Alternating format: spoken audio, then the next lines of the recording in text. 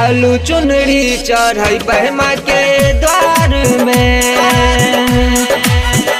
चलू चुनरी चढ़ाई बहमा के द्वार में। हो रुख सहजल बहमा के सिंगार में। हो रुख सहजल बहमा के सिंगार में। चलू चुनरी चढ़ाई बहमा के द्वार में।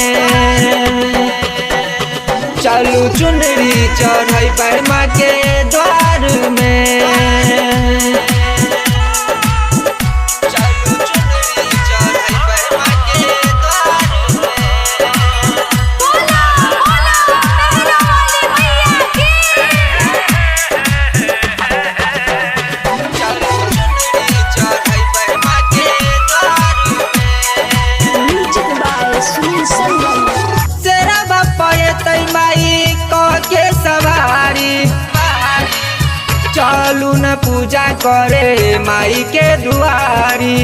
माई के दुआरी, माई के दुआरी। तेरा बापा ये तई माई कह के सवारी। चलू न पूजा करे माई के दुआरी। माई के दुआरी। माँ के शक्ति बहुत अपारियो। माँ के शक्ति बहुत अपारियो। चलू चुनरी चढ़ाई बहमा के द्वार में। चलू चुनरी चढ़ाई बहमा के द्वार में। चलू चुनरी चढ़ाई बहमा के द्वार में। बोला बोला मेहरा वाली मैया की। म्यूजिक बाय सुनील संगम। चलू चुनरी चढ़ाई बहमा के द्वार में। बाजिन के माई कोई की देलक।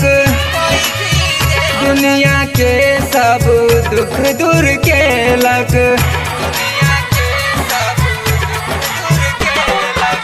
बाजिन के माई कोई की देलक। दुनिया के सब दुख दूर केलक। गीत लिखैया मंजेश राजियो। गीत गाबैया शंभू कुमारियो।